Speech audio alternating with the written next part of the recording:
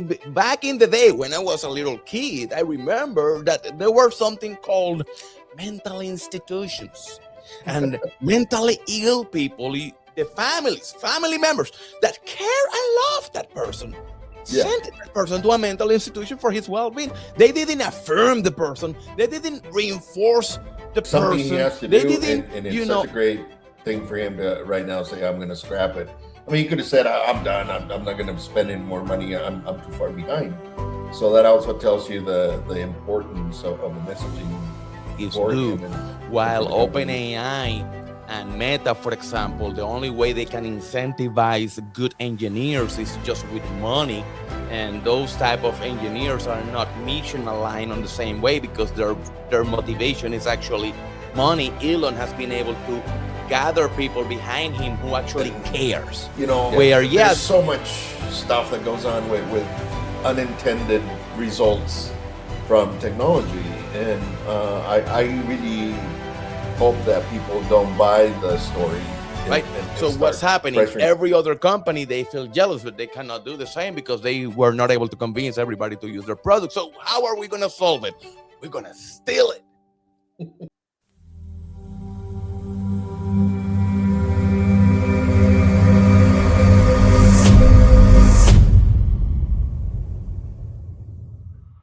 Welcome to the From the Future podcast. I am your host, Manny Hernandez, and with me, as always, is my co-host, Carlos Art Nevares. Carlos, my man, say what's up.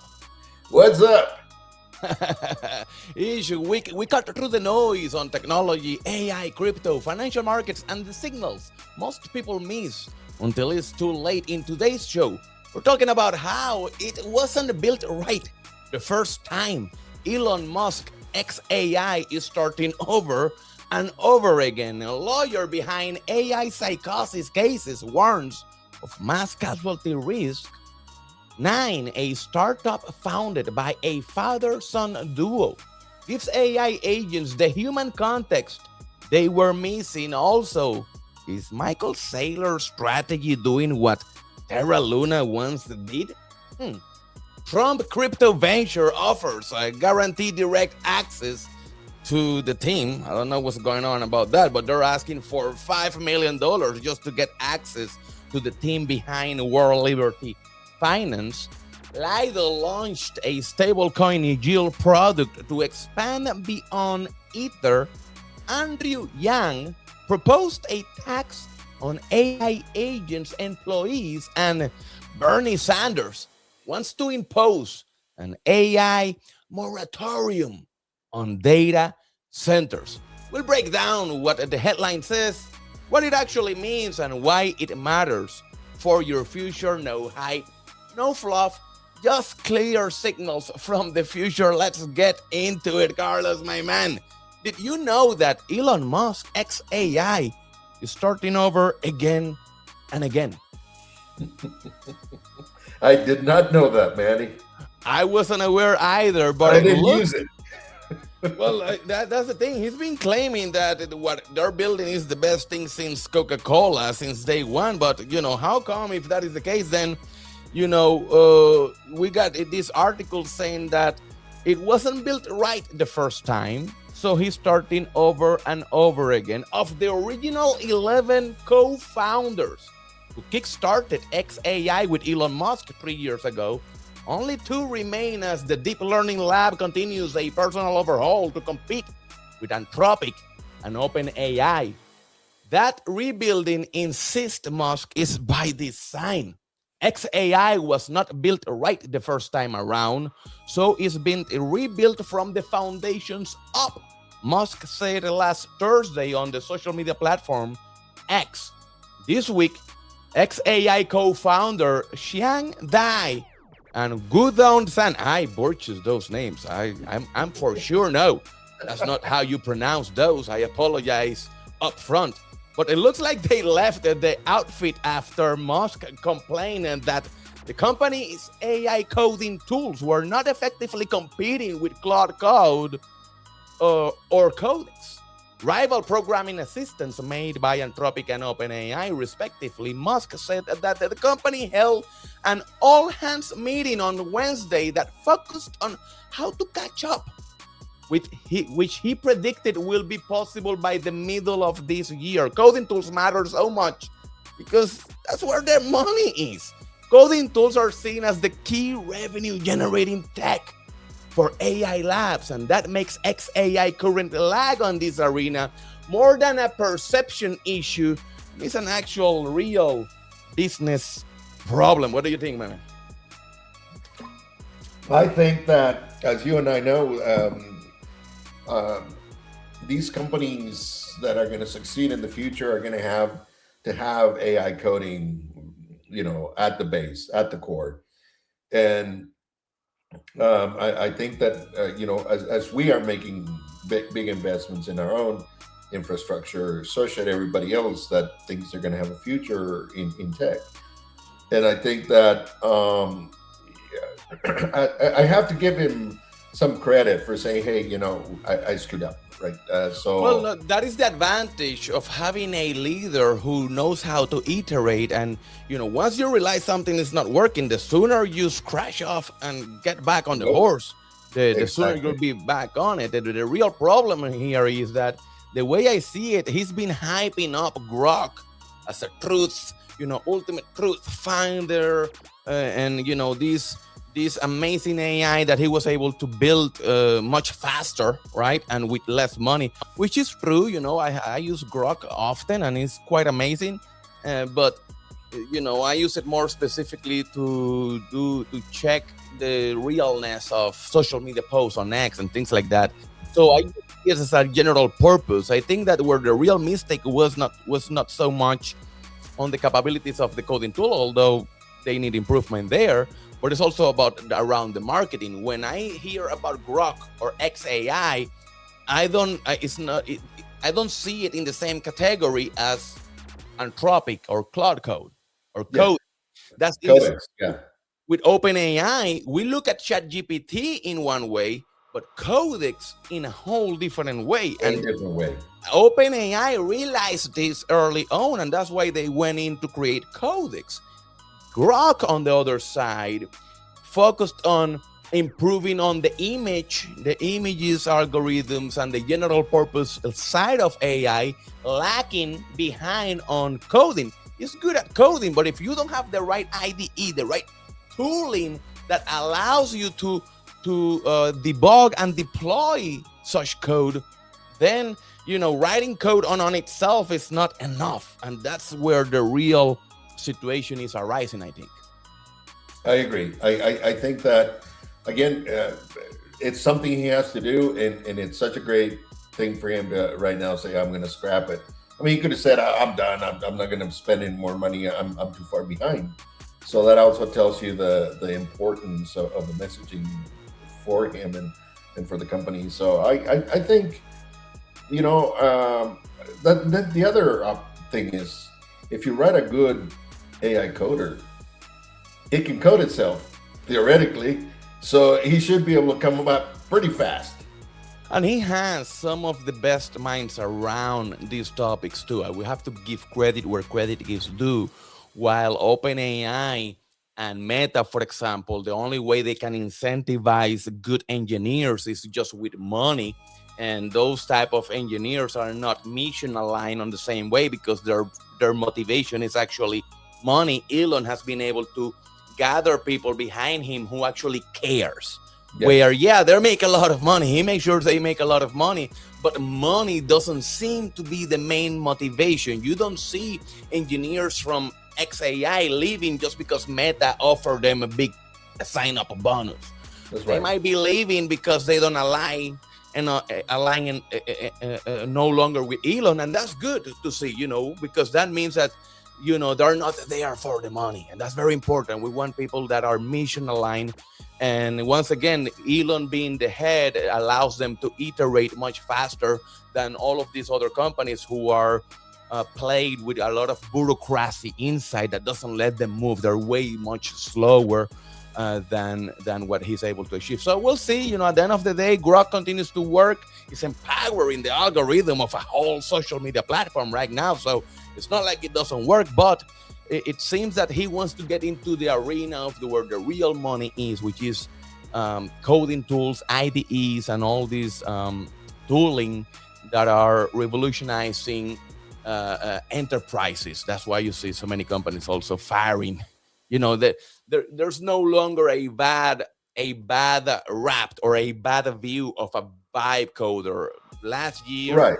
right, when the era of vibe coding came around, we did see a movement that tried to stigmatize, in a way, vibe codings because they don't know code much. But the reality is that AI is doing such a great job that now, if you don't use tooling for coding, your manager, it doesn't matter the company you are, will start nagging you, and they will start looking to replace you if you are not actually adopting this technology. So we'll see where this takes us. All that I know is that we have to also be careful because AI, especially ChatGPT, has been in a couple cases already assisting. It has been caught assisting way too many times individuals with mental issues who want to commit crimes in the real world, right?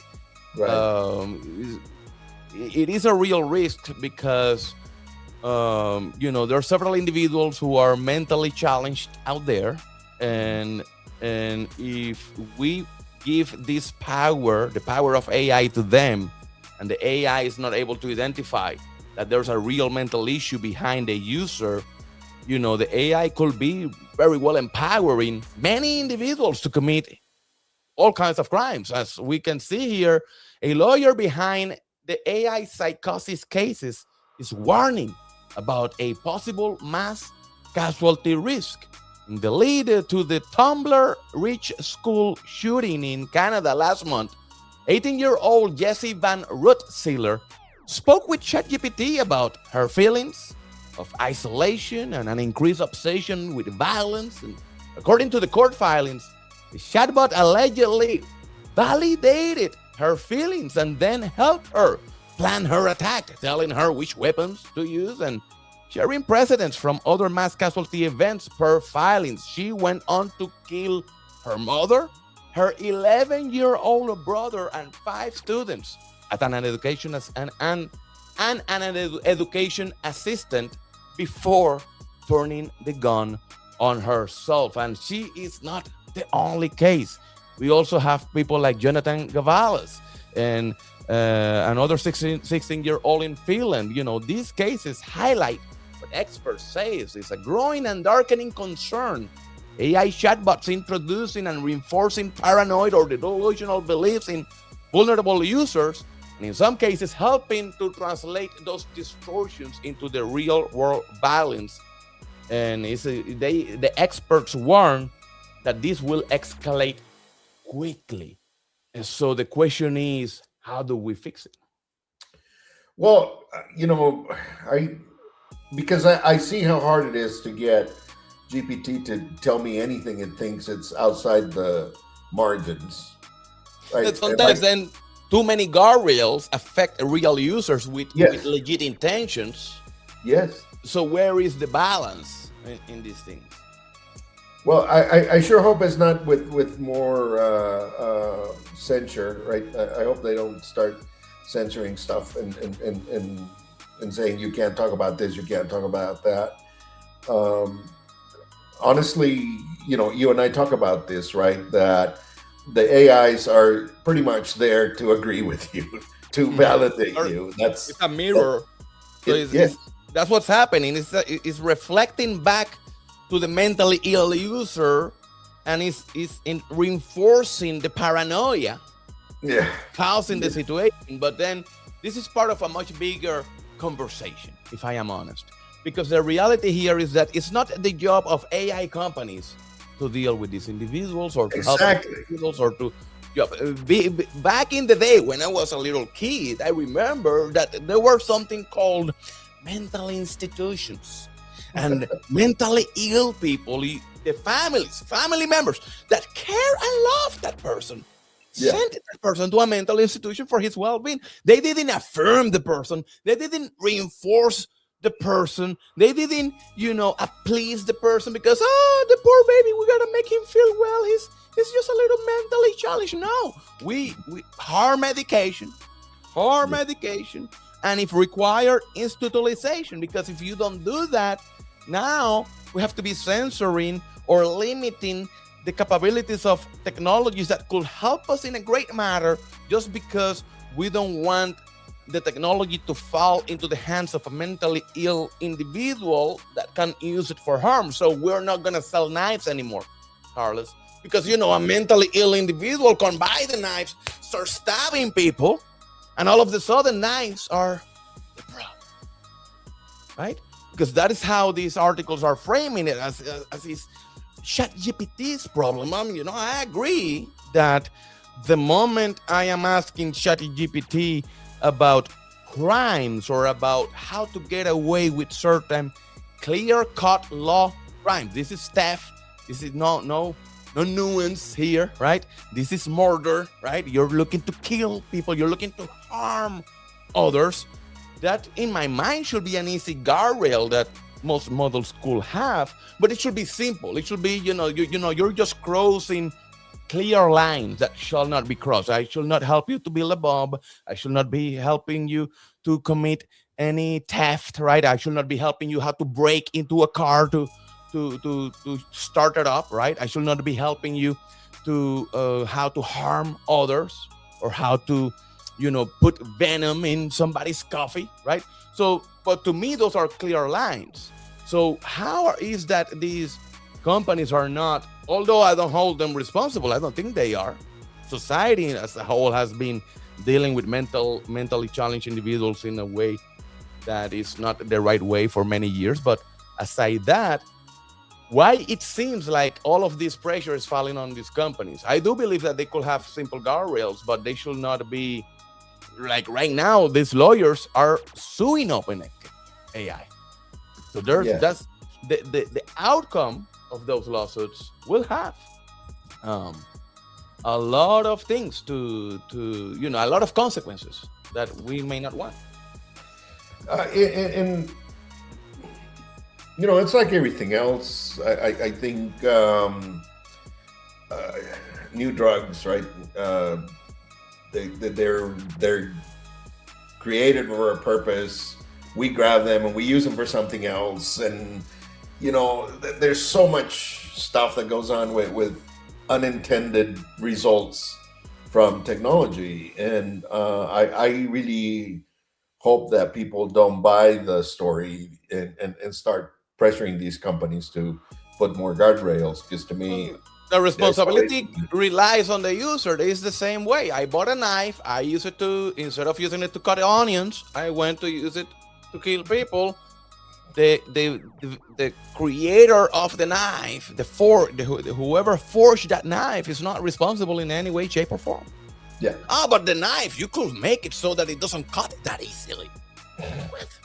But now I can't cut my onions. Exactly. So what are you talking about?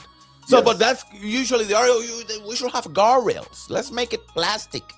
Let's make plastic with just a little bit with a razor, right? So that they're not so that you cannot stab people as easily. I don't know, man.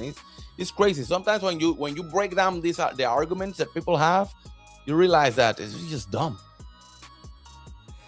And yeah, I think that it's these are just people looking to make news, right? 100%. To inflate the issue and whatever. What I hope is that the people don't respond to it enough to say, oh yeah, we have to go do all this stuff that it has nothing to do, right, with the real problem. The real problem is we have a lot of kids and people. I think depression and anxiety and panic attacks are on the rise, right? The stuff is getting pretty tough out there, and it's getting crazier because now you add on that the stress of war, stress of everything will get more expensive. But then you have everybody's telling you that AI is on the rise and they're gonna and it's here to take your job. That's the message. It doesn't matter who you are. What is the message? It doesn't matter who you are. AI is here and it's here to take your job. What are you going to do about it? So the anxiety goes up and people start doing crazy things. They do. And don't be surprised that they will start taking on data centers. Well, like you said, there's going to be people saying, well, we should say how much power goes to AI because we don't want to. Argument. We're going to see what some of these politicians are now proposing as the result of them finding out what is the real plan. But we're going to see that here in a minute. Let's move on here. Let's get talking about Nyne, because Nyne is a new startup founded by a father-son duo that gives AI agents the human context they were missing. And we were speaking about this during the last 2 episodes. We have been big into this topic, and all of a sudden today I come across this, and spoiler alert, I don't like how they're trying to solve it. Let me show you. AI agents are expected to soon start making autonomous purchasing and scheduling decisions on behalf of humans. But Michael Fanos, an UC Berkeley computer science graduate and former machine learning engineer at Caref, that sounds like a crypto failed project, argues that these agents are currently missing a critical piece of the puzzle: the full context required to truly understand the people they're programmed to serve. He claims that machines currently struggle to discern whether a person's professional profile on LinkedIn, their activity on Instagram, and their public government records all belong to the same human being. And to solve this, he has teamed up with his father, Emmett Fanos, a veteran CTO, to build Nyne, a startup aiming to become the intelligence layer that helps agents understand humans across their entire digital footprint. But the way they tackle the problem is by deploying, check this out, bro, by deploying millions of agents across the internet. So they're deploying spiders to crawl the internet, to analyze, infused with AI, with LLM intelligence, right? And what are they looking to do? Analyze public digital footprints and then applying machine learning techniques onto the data. Nyne can triangulate the information about a person by looking across not only major social networks like Instagram, Facebook, and X, but also their activity on apps like SoundCloud and Strava. So basically, they are jealous of Google. Because Google, since they made you the slave of their systems for so much, and they can see all your searches and all your emails, and they can read all of that, their AIs and everything they do is already very good at profiling information, and they solve that problem, but they're solving it only for Gemini, right? So what's happening? Every other company, they feel jealous, but they cannot do the same because they were not able to convince everybody to use their product. So how are we going to solve it? We're going to steal it. Right? Oh, we're just going to go spy on people. Crime is legal, Carlos. Why should they're telling us to our faces. How are we going to solve the problem? We're going to deploy millions of crawlers who infused with AI, with agentic intelligence, LLM, right? Crawling, scraping, triangulating, finding all the data about me, everything about me, stuff that I didn't give them the permission. I didn't give them the permission to use, but yet they're going to get it, steal it, profile me, make assumptions about me, and then try to sell me back that information so that when I use the AI can serve me better.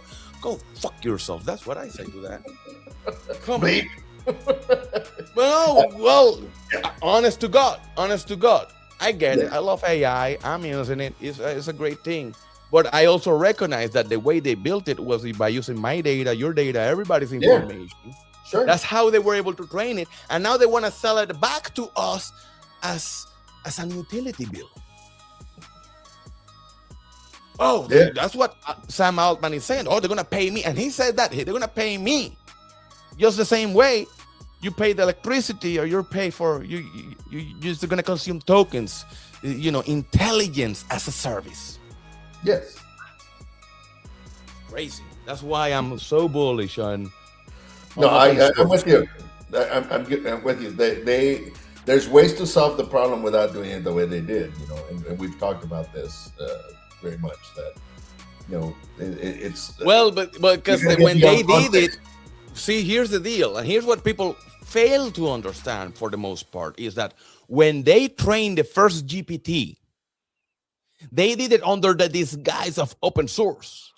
Right. So everybody said, "Oh, this is open source. This is going to be open source," and Elon is leading this. Everybody trusts Elon.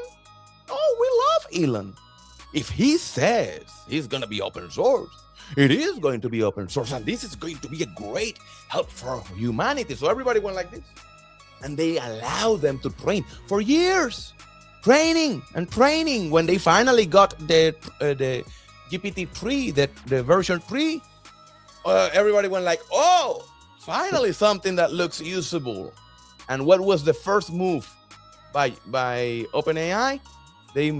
Now they should be close AI, right? They closed it, but it's too late because they already use our data. And now you want to sell it? That wasn't the deal. Otherwise, you could have trained it the same way, several ways that they could have achieved the same goal without having to steal. They will have taken longer, though. It will have taken them maybe until 2025 to release that free version, right? Yeah. So, granted, but without having to steal. Now they're in so many cases, although it's like they don't care, because the reality is that the upside is so much bigger than whatever they will end up paying on fines and fees for all the information they stole.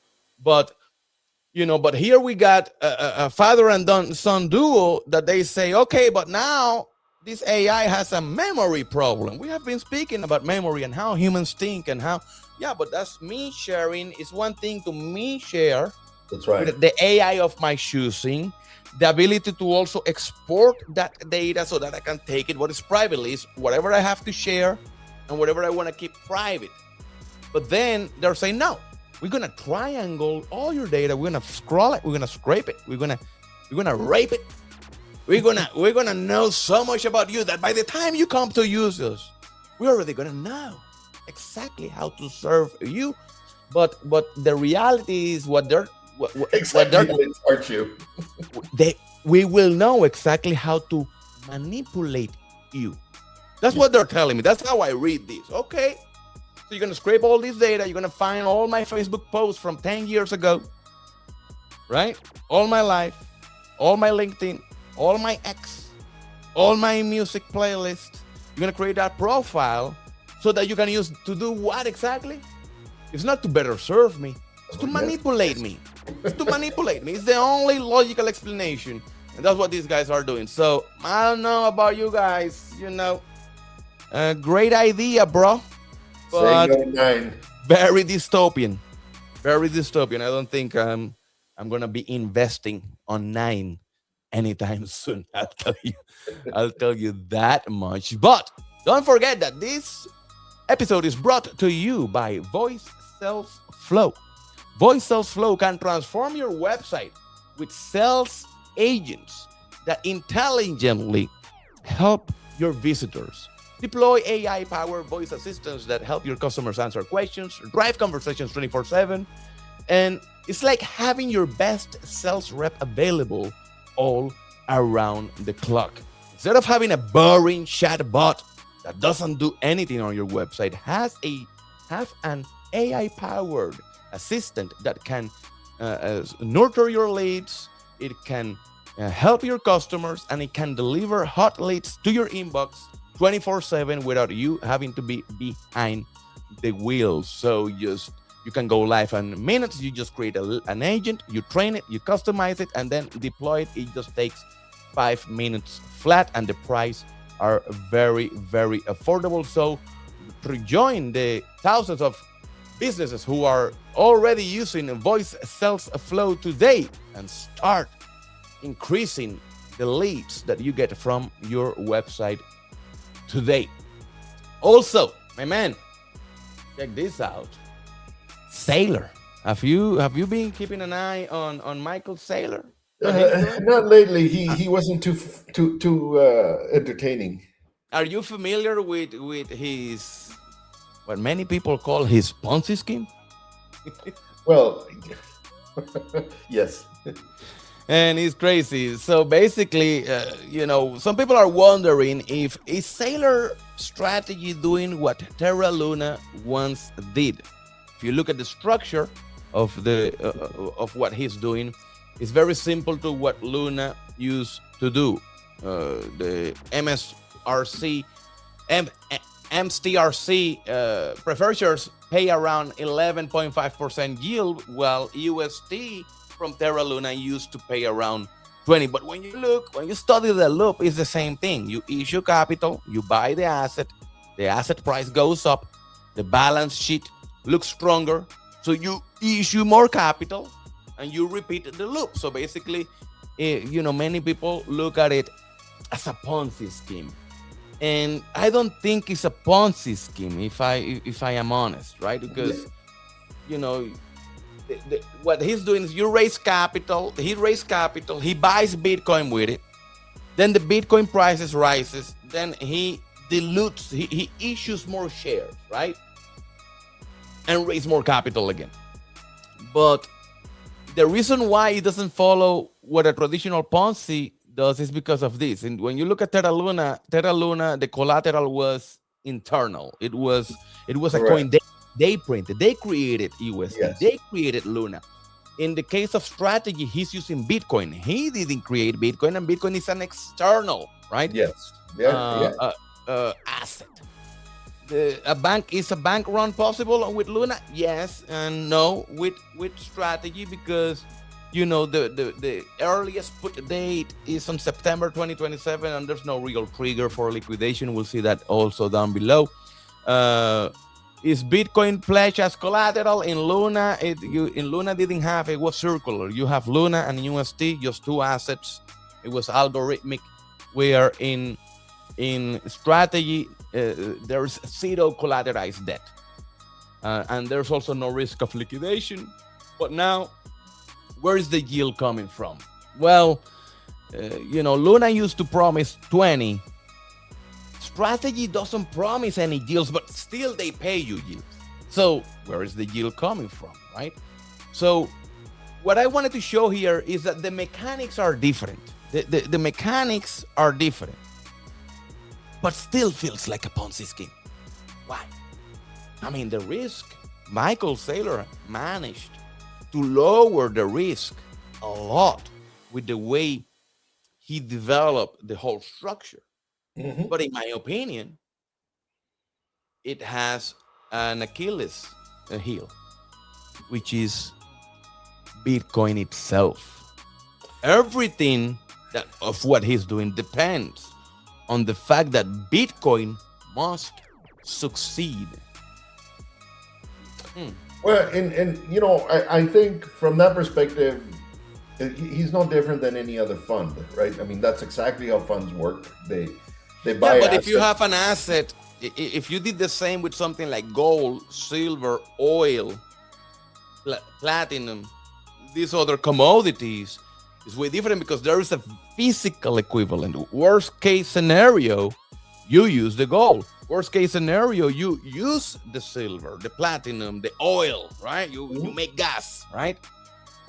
What is the utility of Bitcoin? None. And that's the real problem. That's where the real systemic risk comes from, and what most people are missing. And please allow me to elaborate.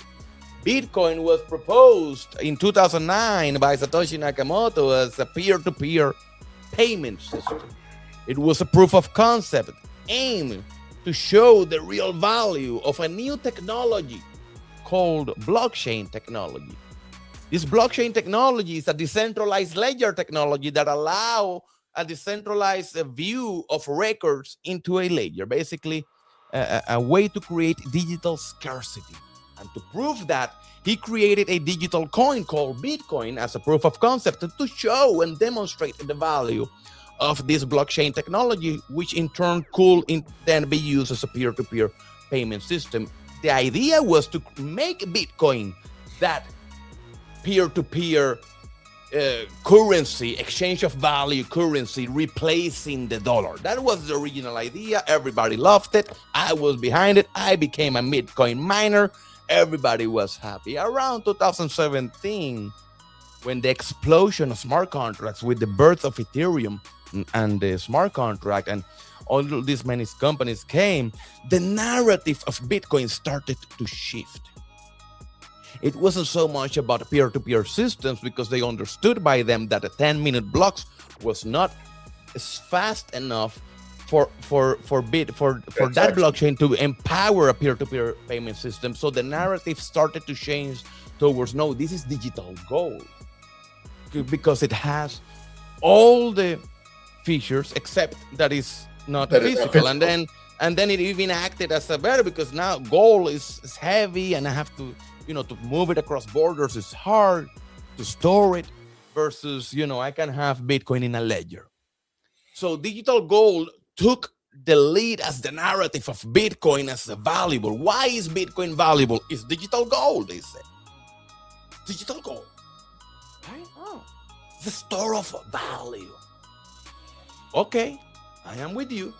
And that could be real as long as enough people gets behind it. The same way that why is the dollar valuable? Because we believe in it. So I am with you on that. I am with all of you on that. But the problem is that when the real test came, people ran to gold and silver and nobody went to Bitcoin. Nobody did. When the real test of the digital gold narrative came, we are hit with reality. Nobody sees Bitcoin as digital gold. And when you ask the regular people around, now there's a perception of a scam because so many scams in the crypto industry has tainted the brand of Bitcoin so much that now most people don't see Bitcoin as a revolutionary tech innovation. They see Bitcoin as a vehicle for you to extract money from my back pockets. Yeah. They don't like it. And they don't like it. So Bitcoin has a big branding issue because it's perceived as bad, and many politicians, like Elizabeth Warren, helped with this. But then the only thing that could redeem Bitcoin, that was showing to the world that is able to be a store of value of moments of uncertainty like this, it also failed. So what is left? The digital scarcity concept, but nobody's driving that narrative. So if the utility of if the utility of Bitcoin, if the perceived value of Bitcoin goes down, if people don't see utility, at the end of the day, once I am left with all this Bitcoin, how can I use it? It's not a semiconductor, cannot be used on chips. It cannot be used on deploying anything. How do I use it? Because it's no longer an exchange of value, because it's too volatile. And then, and that was a real problem because stable coins came around 2019, 2020. I don't remember the exact date. Yeah. But when stable coins come around, you resolve the volatility issue. Now, stable coins on a much powerful blockchain that is much faster becomes that peer-to-peer payment system. Yes. And what does that do to Bitcoin? It removes all the perceived value Bitcoin had. And the only thing, in my opinion, keeping Bitcoin afloat right now is the ETFs and the speculation from Wall Street. Right. Because it's a new asset, it's a new toy. They don't understand it really. Yeah. Most people don't understand what's really Bitcoin.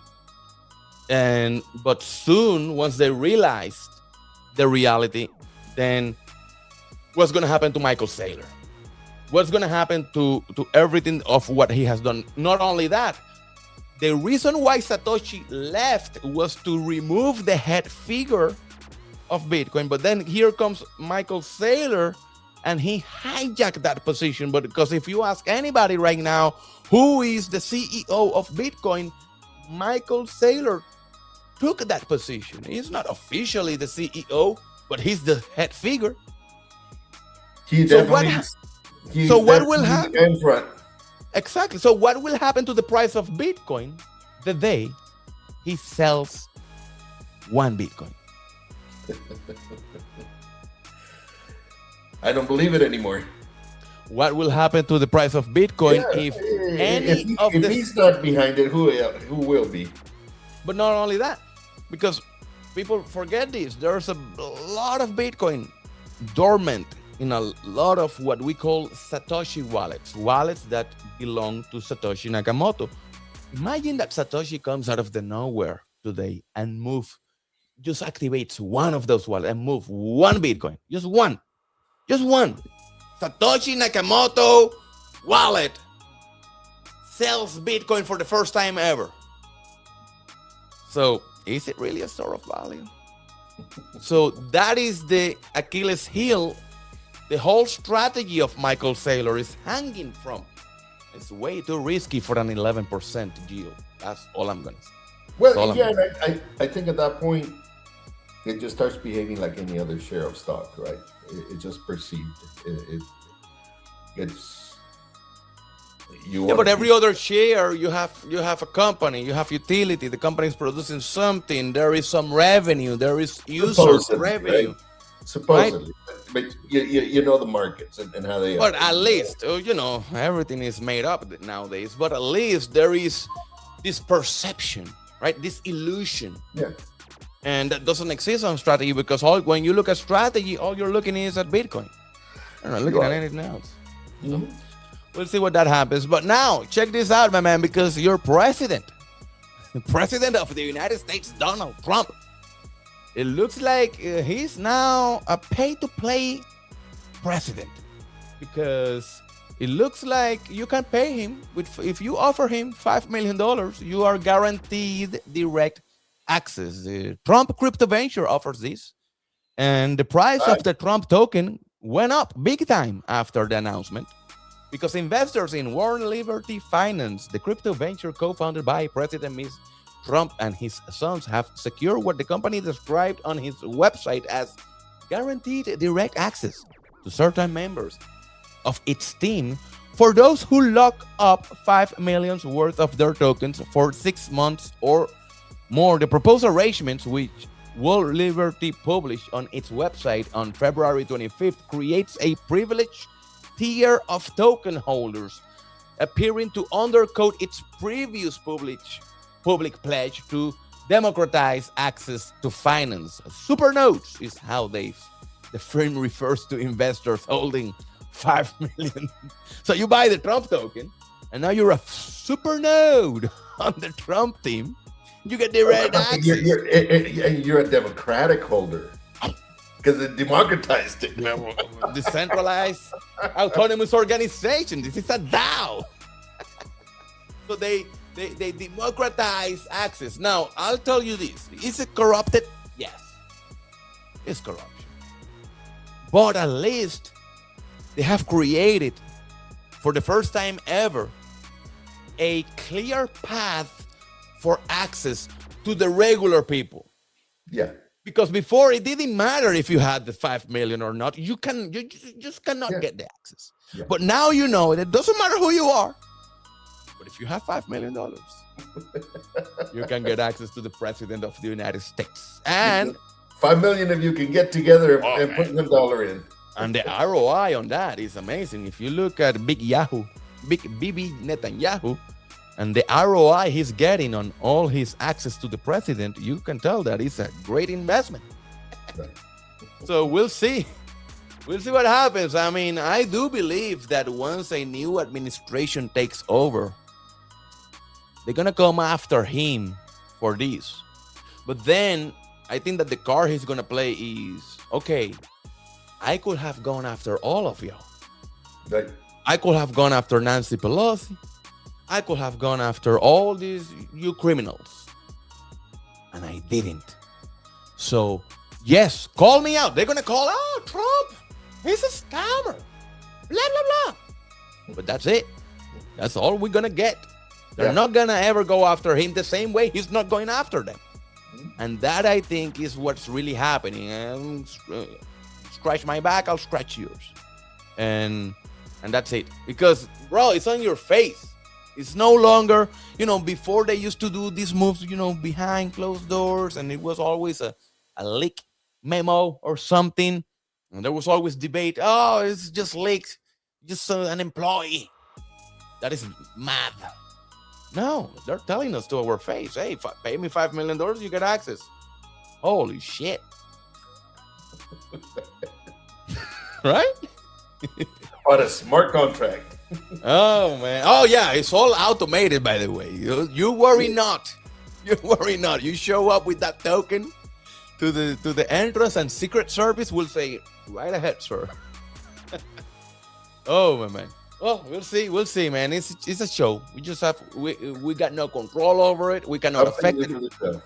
We can sit here behind this podcast all day and yap about it, but I don't really believe that anything that what we say here has any impact on the outcome. So we just can see and try to evaluate and look at what is our future ahead based on what we're seeing today. But let's move on to another story, because it looks like Boris Johnson. Yes, Boris.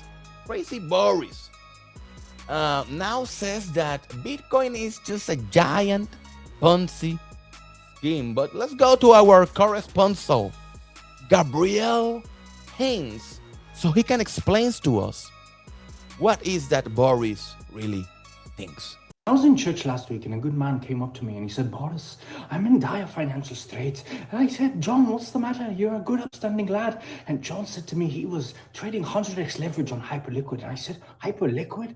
What's that? And John said to me, it's a crypto trading platform. And I asked him, I don't really understand cryptocurrency. What's Bitcoin backed by? What's all the hustle about? And he said, well, it's not really backed by anything. It's just numbers on a screen created by anonymous developer Satoshi Nakamoto. And I said, Satoshi? You invested in something that by an anonymous developer? What are your goddamn bloody mind? I am urging all the great people of Great Britain, do not invest in cryptocurrency. It's like bangers and mash or a chip buddy. It tastes good in the mouth, but it's gonna burn when it's coming out your ass. Okay, it's not proper scan, okay? Do not invest in this Ponzi scheme. It's just created by foreign governments in order to drain you of your hard-earned cash, your hard-earned quid, your hard-earned liquidity. I urge you, do not invest in cryptocurrency. Take it from me, an upstanding citizen of this great United Kingdom. Yeah, standard citizen, by the way, of the United Kingdom. But yeah, he's just responding to what he says here, that I have long suspected Bitcoin is a giant Ponzi scheme. And now I'm hearing tales of a whole market that make me fear I'm right. Come on, man. We know it's a Ponzi scheme, like everything else is a scam. So, I was in church last week. What are you even talking about? What are you even talking about? Oh, but let's look at how the market is doing. All right. Real quick, and it looks like Bitcoin is holding at 70,000. Ethereum is above 2,000, so it's holding the range. Like I said last week, it's just holding the range. It looks like it want to pump. It hasn't come into the zone yet, but it hasn't print a higher high. So we are in the same boat. Many news, many headlines since last week, yet the market continues to hold strong. So let's look at Poly market, see what's trending. All eyes on oil, and it looks like there's a 92% chance that oil will go above $100, and an 89% chance that it's going to go above 105. Will the U.S. forces enter Iran by this? Enter Iran. So we're talking about the possibility of ground troops by March 31st, 42%. But if you ask me, I just saw yesterday that they were sending the Marines amphibious unit. I don't know if you saw the headlines. Yeah. But as far as I'm concerned, that's ground forces.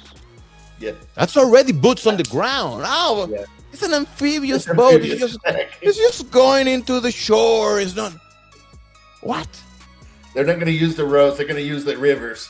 Yeah, 2,500 troops going to the shore to secure the shore. Yeah, that sounds like boots on the ground to me. I don't know what they're talking about. So I will not be surprised if there's drama around this. There's going to be drama around this market because they're not going to be able to decide.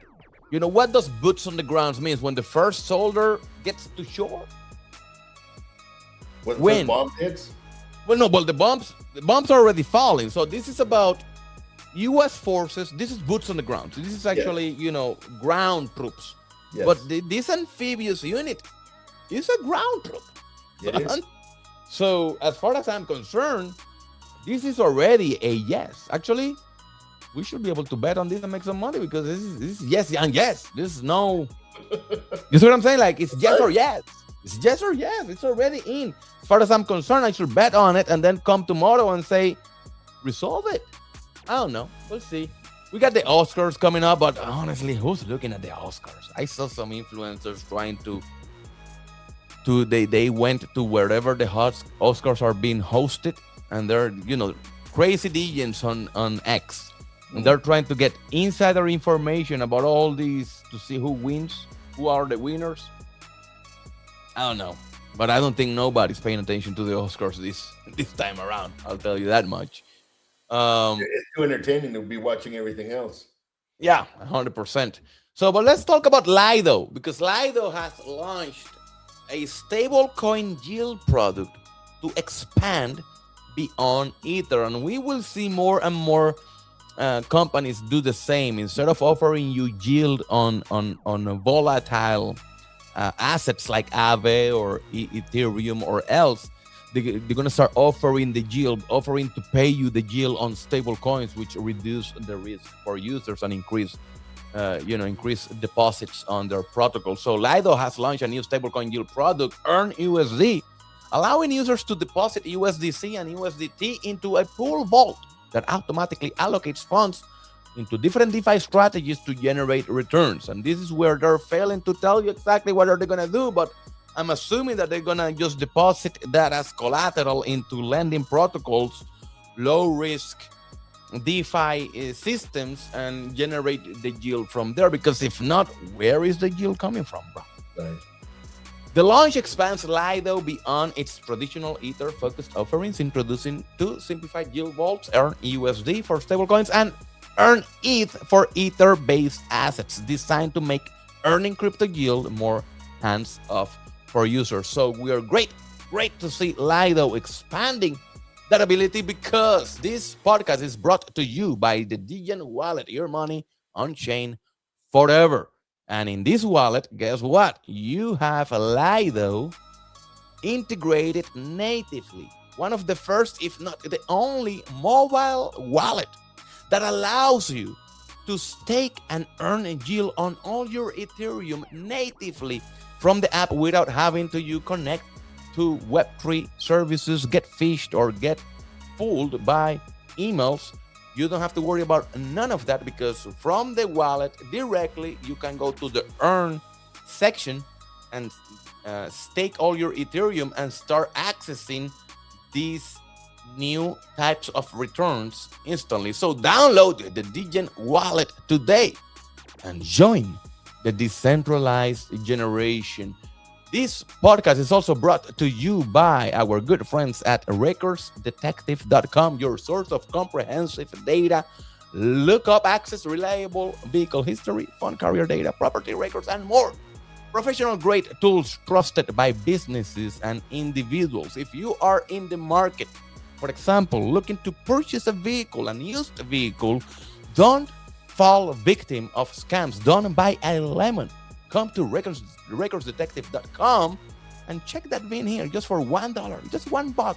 You will have peace of mind that you need to ensure that you're not buying a lemon, because instantly you will get a full report that will tell you all about the previous accidents, the branded title history, if it has a lien or any repossessions, any sales records, any salvage or reconstruction, vehicle specifications, reported odometer readers, and much more. So get into recordsdetective.com today and make sure you are not getting ripped off on those vehicle purchases.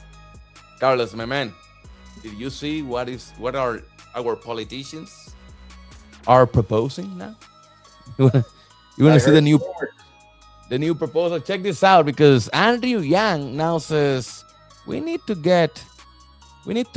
tax the AI agents. Check this out. So where are you on jobs long term? Look, Dario Amodei, the CEO of Anthropic, laid it out very clearly, and he's been doing so repeatedly, saying we're going to automate away up to 50% of entry-level white-collar jobs in the next several years, and I believe him. The easiest people to fire are the people you haven't hired yet, which again is why you see the hiring of recent college graduates heading down, and the underemployment rate over 50%. The unemployment rate among college graduates is now the same or higher than non-college graduates for the first time in history. How do we fix that? I mean, you're a guy with big ideas. Universal basic income was one of yours. How do we fix this entire issue? Check it out.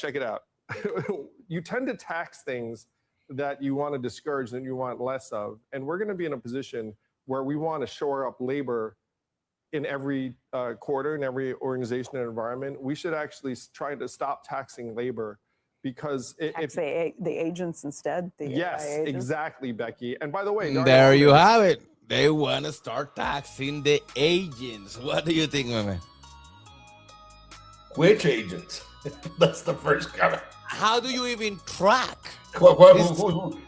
So I guess that what they're going to do is they're going to go after Anthropic and OpenAI and say, for every dollar that you make on an agent, you're gonna pay an extra tax, I guess. Which will have them increase their prices. So if I am a company, especially a small startup with a limited budget, what will I do? I'm just gonna get a server, put a Chinese open source version on it, and have that agent do all the work. How am I gonna pay taxes? I'm going to put that agent on a remote location to ensure it's not hosted on shore. It's an offshore agent now. How are you going to tax it?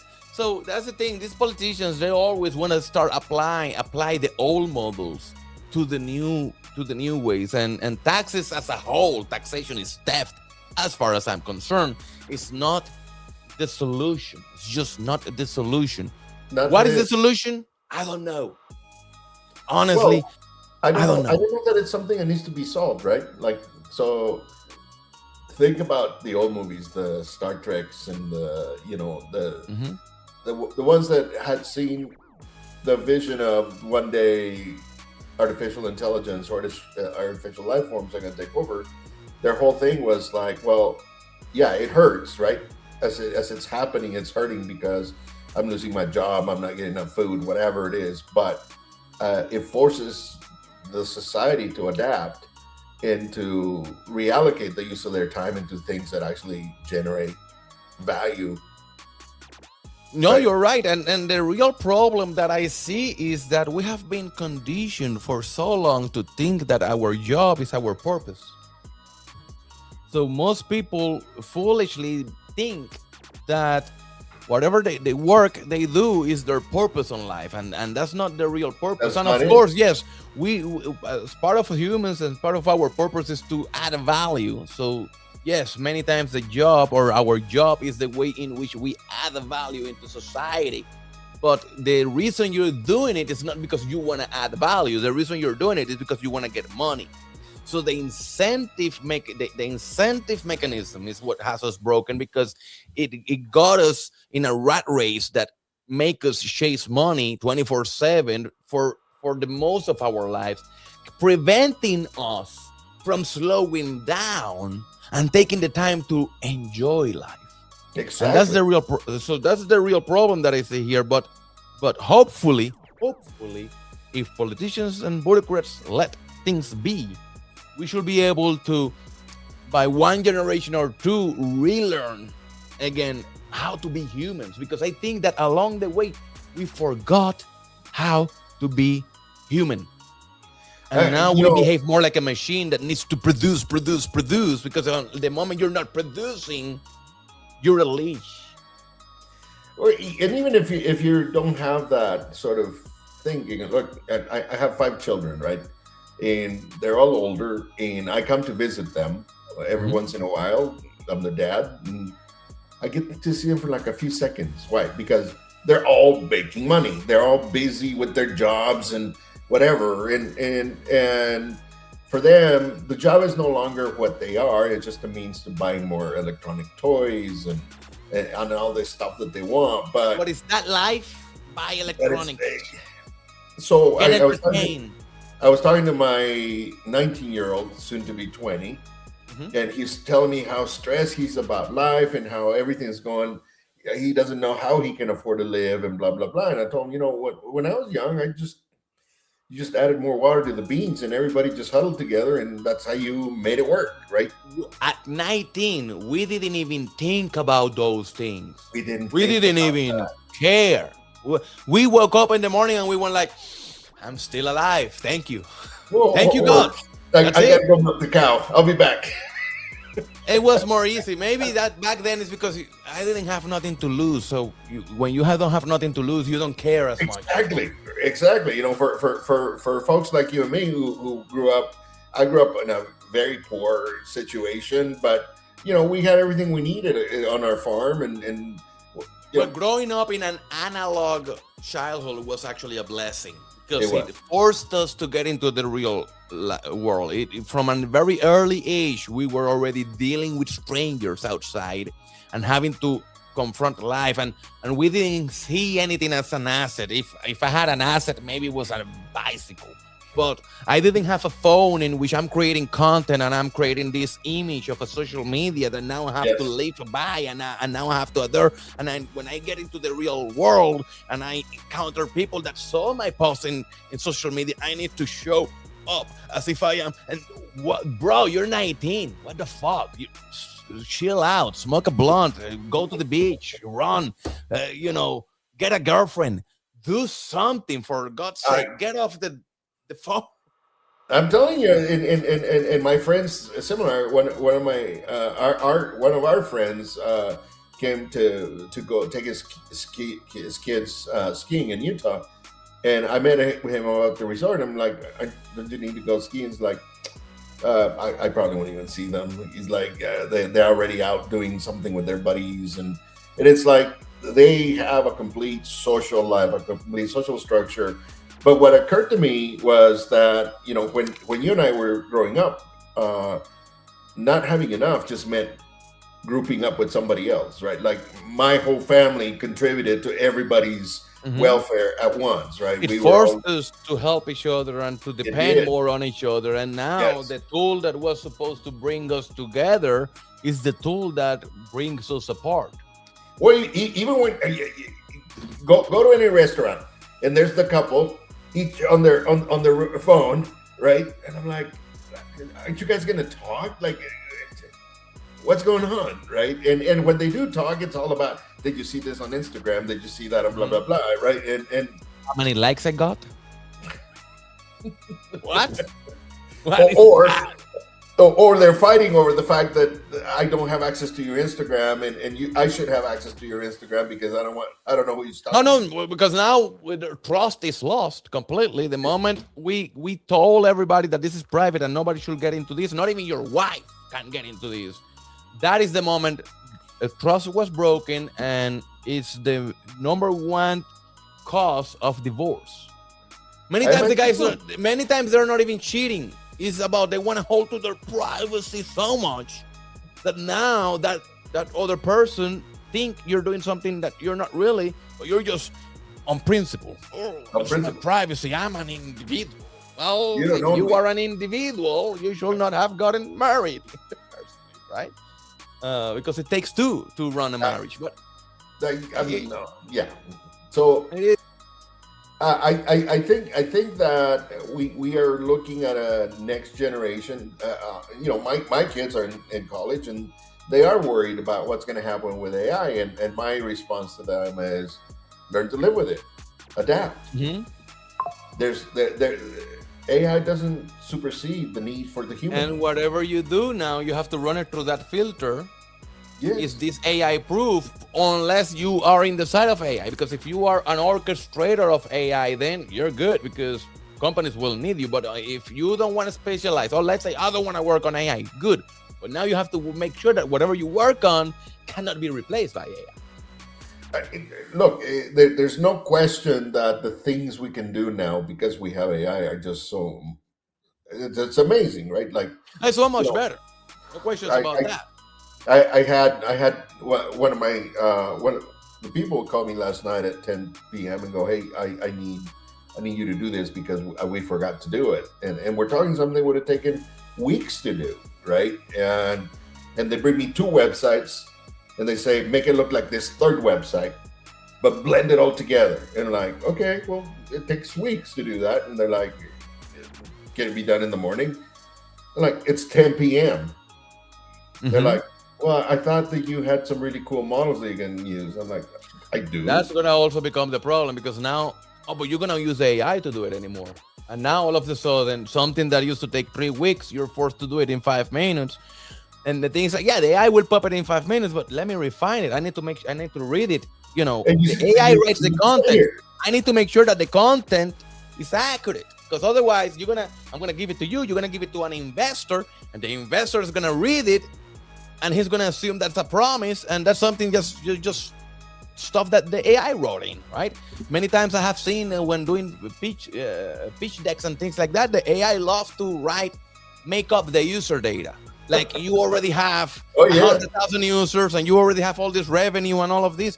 So if you don't fix those things, you're essentially lying to your investors, right? You shouldn't be doing that. But most people don't. That's also an issue that I'm having a problem to trust anything I read on a website, because back in the day, there was laws around false advertising. Exactly. I remember stressing so much over shit I will write on a website because I needed to make sure it was not considered false advertising. Yeah. Today, nobody even cares about that anymore. You can say whatever you want on the website and nobody's going to hold you accountable. And I have a hard time trusting anything I read. So I need to see a trial. I need to test it. I need to see it working to make sure that whatever you say is true. Otherwise, I don't trust. And so that again, so I think that goes back to our conversation that, you know, there is a world after AI, right? Yes, it now makes it possible for somebody to call me at 10 p.m. on Friday night, and Saturday morning the website's all written and it looks really good. Ready. Right. But all that aside, I think the humanity required for all these tasks is still, you need a human in the loop. Who is the AI working for? Yeah. It's always a human. So you're going to need less humans, and the humans you have will have more capabilities, enhanced capabilities thanks to the AI, but you still need the human. Still going to need it. So it's all about human, and no matter what it is, there's always going to be that next set of jobs that comes out of all this thing. If nothing else, that we cannot even think about right now. We cannot even imagine them right now. Yeah, 100%. They were building specialized models. There will be careers in creating specialized models. Today, everybody's talking about how to build the right prompts. But once the prompts are written and once the AIs know how to do the prompts properly, anyway, they don't need that part. And then it's going to go, how do I teach this the stuff I need to answer my question correctly? Yeah, but during the transition time, we have a lot of 40 and older people, let's say, that this technology is too advanced they have a hard time. They barely use emails and WhatsApp, right? And now you're asking them to let this AI handle all your HR for your plumbing company, right? It becomes an issue. And then when that happens, fears arise.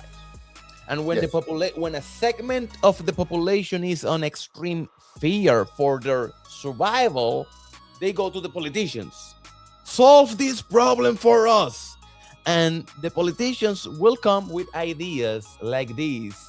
And bro, wait until you see these ideas. It gets better than tax the agent.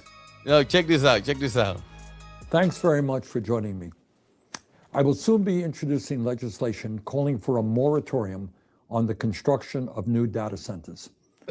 As a result, I've been called a Luddite, anti-innovation, No shit. anti-progress, pro-Chinese, among many other things.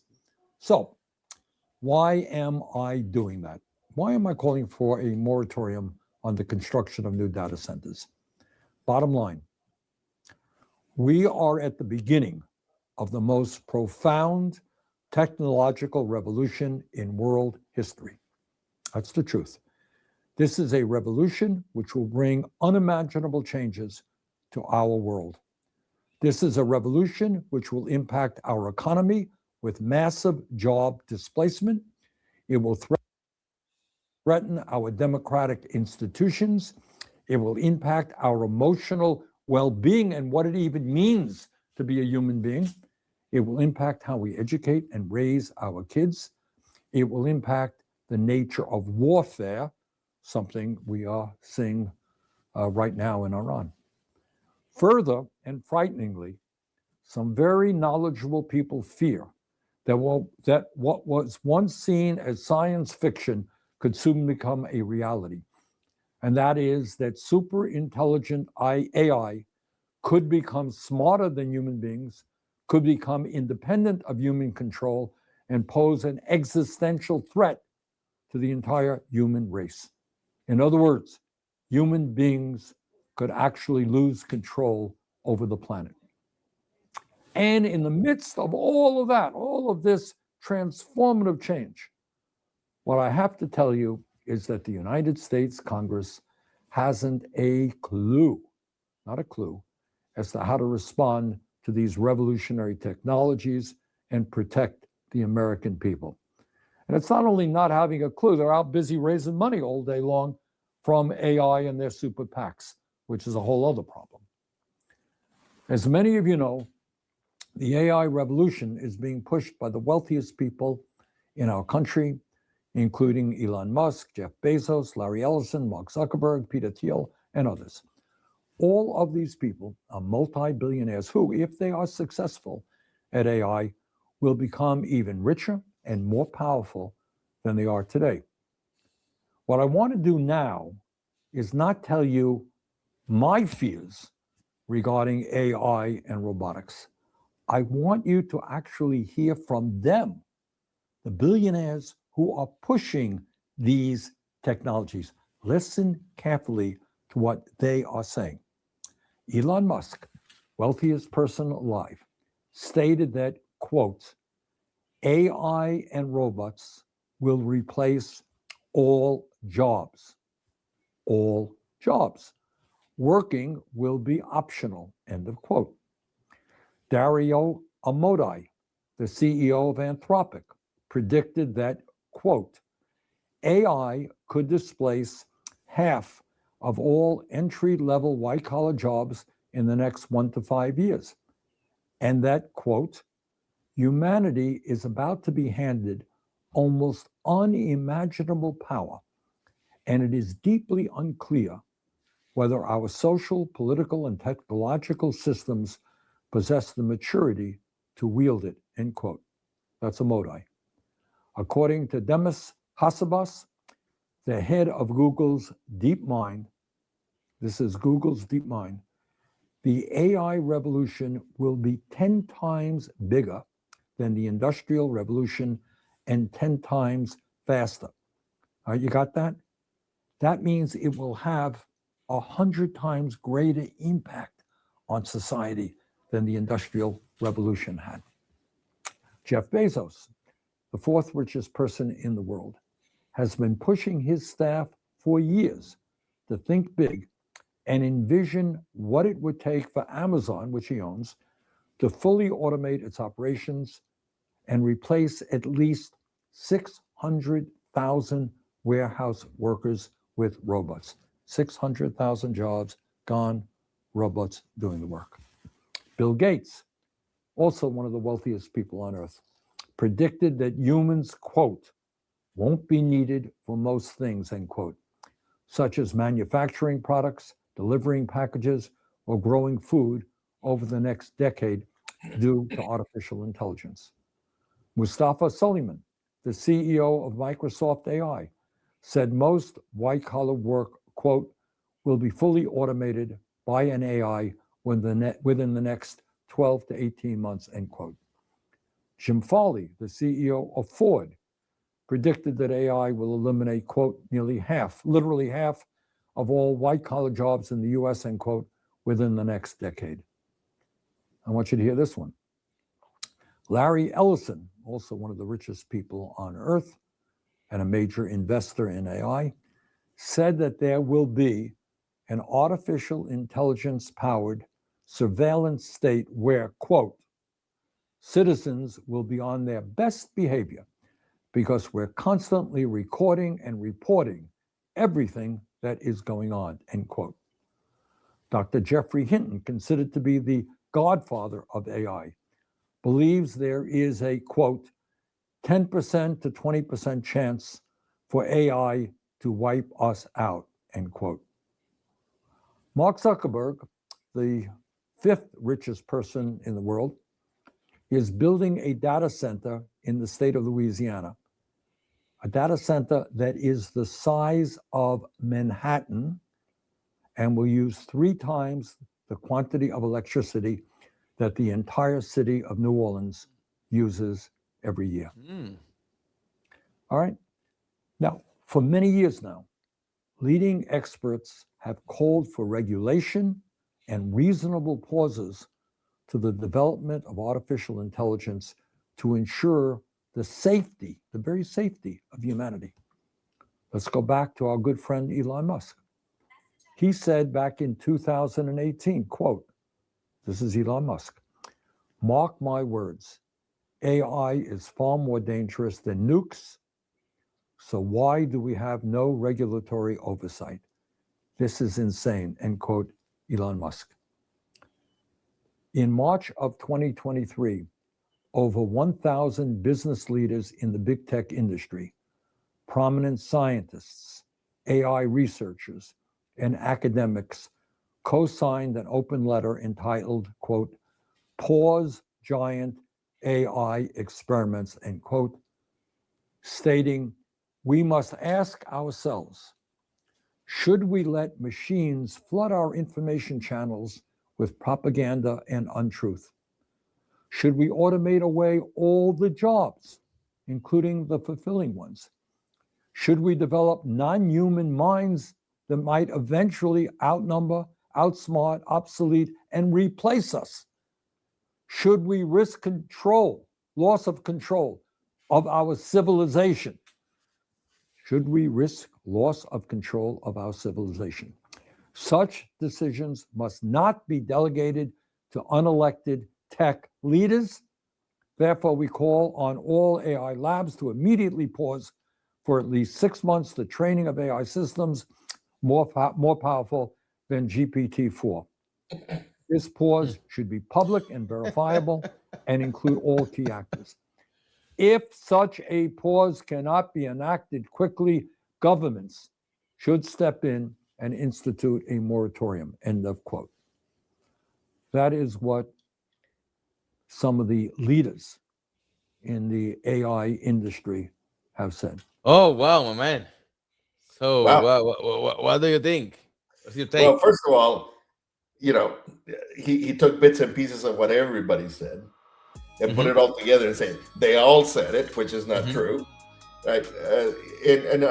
You know, is there a risk that we build a brain out there that is capable of giving us the Terminator doomsday scenario? Possibly, right? We don't know. But I think imagine the Industrial Revolution, the internal combustion engine comes up. What are they saying? It's going to destroy the world. This is the end of the world. Horses will not be able to work anymore. Or have any jobs, or blah, blah, blah. Every major revolution has resulted in that fear because we don't know what it is. This one has a little more legs to it in that we are actually creating intelligent systems. We are actually creating automation. Yeah, we're outsourcing intelligence. We use the fourth industrial revolution or the industrial revolution allow us to outsource force. So we didn't need, dumb guys with a lot of force. Now, why you see more people cultivating their minds, and the cultivation of the body is more of a hobby. And that's why gyms even exist, because back then there were not even gyms. You don't need the gym. You had enough manual labor that everybody was, bulk. Yeah. But the way I see it, my take with the whole situation is like this. He's right. Everything that he says, in a way, it's a fact. Correct. Fact. It's a bunch of correct. Facts. But the solution he's proposing, that's the problem. It's not what's happening. Everything, beautiful, great speech, Mr. Sanders. But the solution you're proposing is what?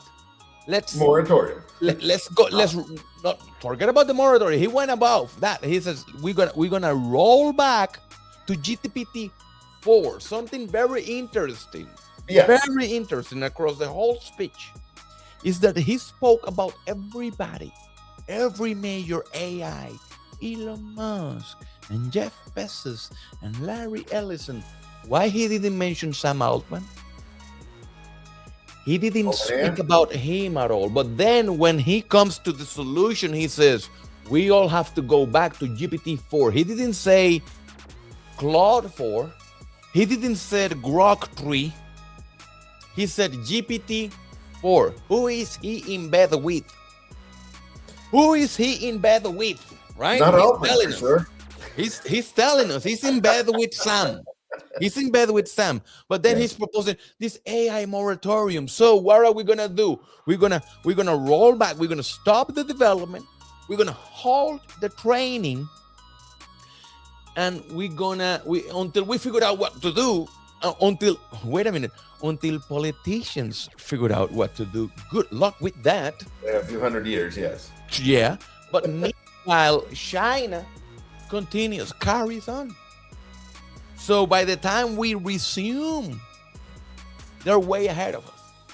So that becomes a big issue, right? Yes. So yes, we have to tackle all of the situations and all of the things, and they're very, very real fears. Yes. And that's why I was mentioning at the beginning of the episode that yes, we might even see some boomers coming around and even setting some data centers on fire. That could happen. But that's because that arises out of fear. Yeah. Once the transition phase is over, which is going to take 10 to 20 years, then only once we're in the other side is that we're going to be able to know and be able to tell. But the reality is that we're not going to be able to stop it. It's already here. The genie is out of the lamp. Out of the bag. The cat is out of the bag. You're not going to be able to put it back. You're not going to be able to put it back. So for good or for bad, this is where we at. This is what we're stuck with, and we have to carry along. And we're going to be here ready to tell us everything that is going to happen. But now, before we leave, I got to tell you something. With all the wars and all the things and all the stuff happening, man, I'm looking at Bitcoin over and over and over. And man, that $60,000 support is just amazing. So I just came across this meme, and I think, this looks pretty accurate. This looks like the $60,000 Bitcoin support right here. Yep. It's not going to go down. You think it's going to go down. It plays with you. It goes sideways. It goes up. It goes down.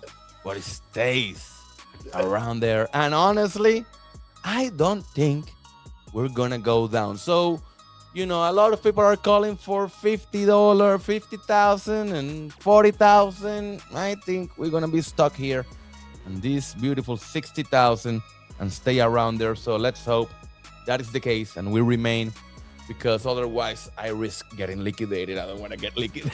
There's a lot of liquidations that could happen, a real risk of a cascade of liquidations, but I don't think we're going to get there. We'll see where we at. So Carlos, my man, thank you so much for taking the time one more week to be here with us, looking at what's going around the world. And I will expect to see you all next week, same time, same hour. just here in the From the Future podcast. Another time to see what is the crazy things going out on the world. Carlos, something else that you want to say before we leave? Stop being afraid. Yeah, don't be afraid, my man. See you guys on the next show. And until then, stay strong, my friend.